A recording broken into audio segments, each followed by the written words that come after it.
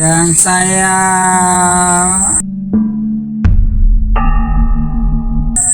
dimandikan di satu sumur yang besar.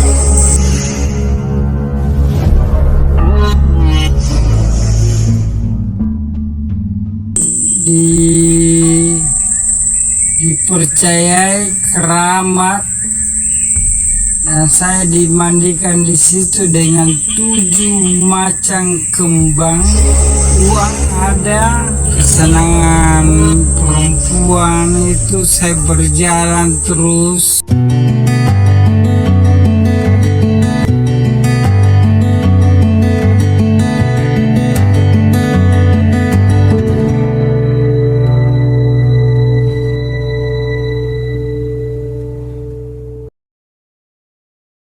Shalom, puji nama Tuhan. Saya memperkenalkan diri, nama saya Roni Antoni. Saya tinggal di Pulau Sebuku, Kabupaten Nunukan, daerah perbatasan Malaysia yang ada di Kalimantan Utara. Dulu saya seorang penjual makanan kecil daerah Kalimantan, dan ini satu kesaksian yang luar biasa bagi saya, di mana saya berjualan yang begitu giatnya di masa muda, tapi di saat berjualan semacam bakso atau coto Makassar itu, tapi hasilnya sangat minim. Dan sebagai jiwa yang muda, saya tergiur dengan hasil orang yang luar biasa dengan bisnis yang berhasil.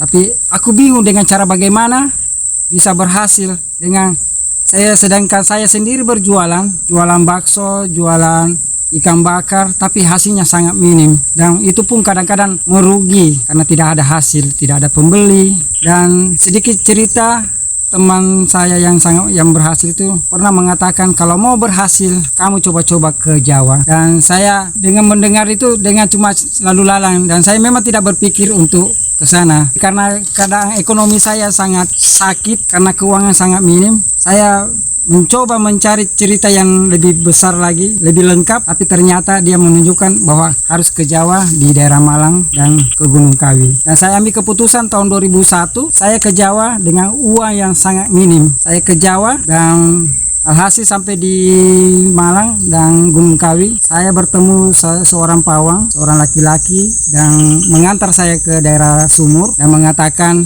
mau cari apa, bilang mau tanya-tanya tentang apa yang harus dikerjakan di sini. Dan dia mengatakan kalau mau datang ke sini harus dimandikan dulu, dengan keputusan yang sebenarnya bagi saya salah. Dan saya dimandikan di satu sumur yang besar, yang dipercayai keramat, dan saya dimandikan di situ dengan 7 macam kembang. Dan selesai itu saya sudah mandi 7 kembang, dan saya dikasih ultimatum, kamu mau cari kekayaan yang bagaimana? Kalau mau kaya sekali harus datang tiap tahun membawa kerbau atau kambing atau sejenis yang binatang-binatang yang hidup. Dan berjalan selebih itu, saya sudah selesai mandi dan saya disuruh pulang. Ya, berjalan sampai ke Jawa dan pulang ke Nunukan lagi. Hasil luar biasa. Iblis memang pandai dan pasti bisa memberi kekayaan, tapi itu sangat salah. Tiba di Nunukan, apa yang saya kerjakan, apa yang saya jual, hasilnya luar biasa dan bisa menopang kehidupan yang lebih baik ke depan, dan saya bisa membuat usaha yang lebih besar. Iblis juga memberi kenikmatan yang luar biasa, seperti kesenangan duniawi. Uang ada, dan apapun dalam rumah apa yang kami butuhkan semuanya cukup. Apa yang ada di tangan saya berupa uang dan kesenangan perempuan, itu saya berjalan terus. Saya mengalami proses yang tidak diperkirakan bahwa membawa malapetaka, termasuk rumah tangga saya berantakan, dan sampai-sampai saya kawin cerai selama sebanyak 3 kali. Ya, semoga juga yang terakhir ini tidak terjadi ada perceraian lagi. Begitu juga anak-anak tidak terurus karena satu kenikmatan yang saya rasakan ikut dengan setan yang menjanjikan harta dan sebagainya, dan anak-anak kurang perhatian dengan saya.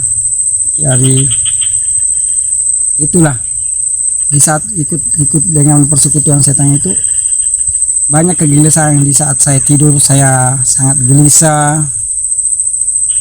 Di saat yang santai-santai ada seperti suara-suara yang mengaung-ngaung di telinga saya, seperti roh maut yang mendekati saya dan mengatakan, makanlah Roni, sebentar atau besok kamu akan mati. Begitu juga seterusnya selama beberapa bulan, dan mengatakan, ceritalah yang bahagia kamu, ketawalah, tertawalah, dan begitulah besok kamu akan mati, besok akan mati, dan seterusnya begitu. Dan aku kadang-kadang berpikir, kok bisa akibatnya begini, selalu mengganggu di pikiran hati saya. Dan terus terang sangat membuat bingung. Saya tuh ingin melepaskan bagaimana caranya melepaskan roh-roh maut itu, sehingga saya bisa tidur tenang, tidak merasa ketakutan lagi, dan tidur damai begitu. Dan berjalan sampai 2008 itu ada yang kurang. Ada perjalanan hidup saya itu ada yang kurang dalam hati saya. Tapi ada yang satu yang kurang dalam hati saya, yaitu damai sejahtera. Aku butuh keselamatan, dan puji Tuhan, Tuhan Yesus datang dalam hidup saya, dalam tidur saya, dalam mimpi saya. Tuhan datang menangkap saya dan mengatakan, ayo. Dia memperlihatkan mukanya bercahaya dengan pakaian putih, dan saya tidak bisa mengatakan bahwa muka itu tidak bisa kelihatan itu karena dia bercahaya bersih, dan mengatakan, ayo ikut aku. Dan selebihnya itu aku bangun dan berhayal kenapa Tuhan datang. Dan satu keputusan, berjalan begitu, ada seorang pendeta datang ke rumah,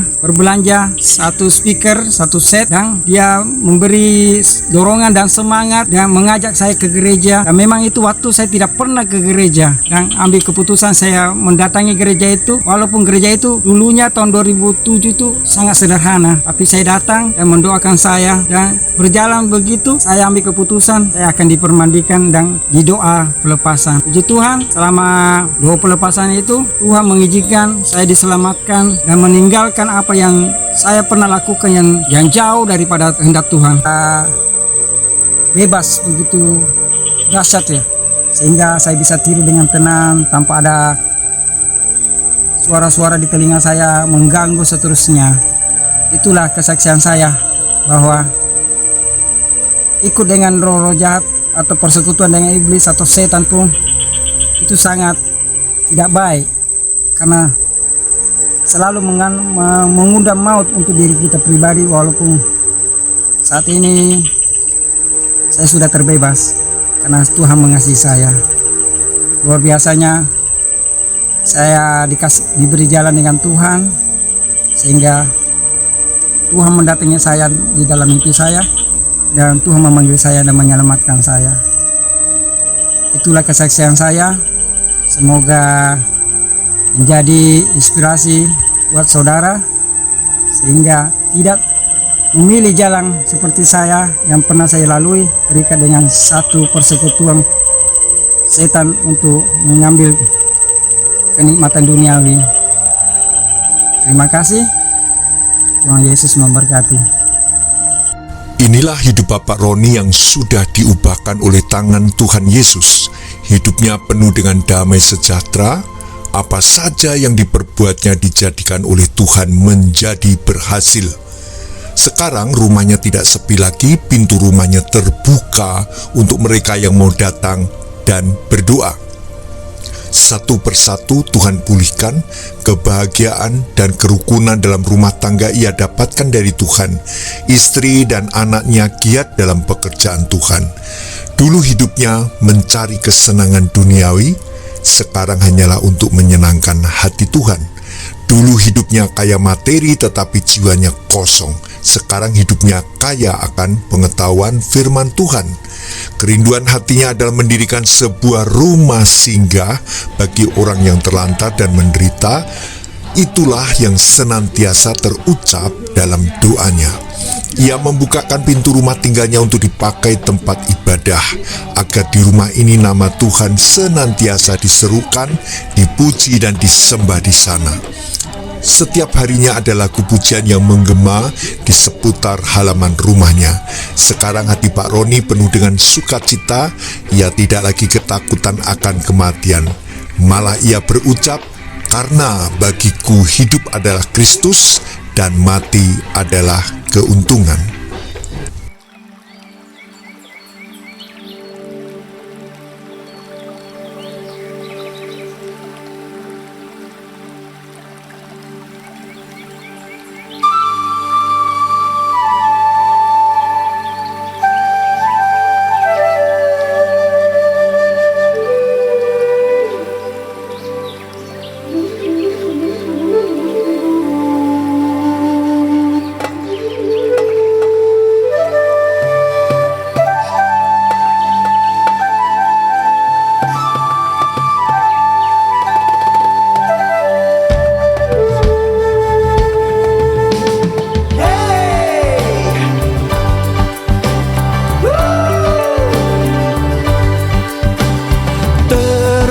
Bersinar menghiasi suasana pagi, damainya turunlah berkati. Suara anak bernyanyi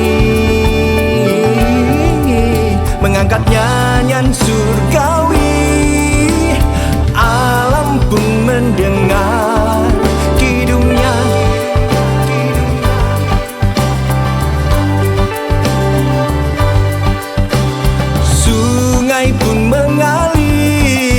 Membawa berita sejahtera, menyejukkan hati yang dengar. Bukit pantulkan gema alam pujian, langit terbuka mendengar sorak pujian.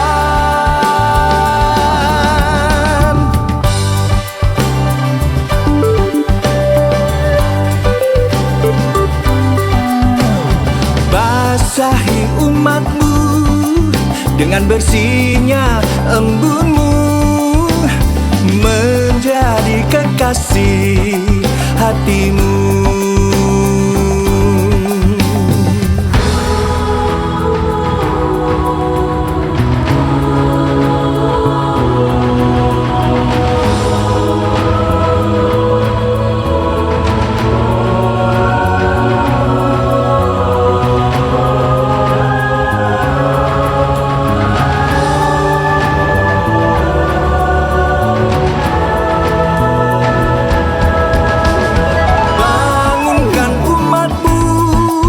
Dari lelapnya kantuk jiwa, tiap mulut kan nyanyi agungkan, sorakan pujian, bangunkan umatnya yang lemah, tebarkan kebaikan di bumi.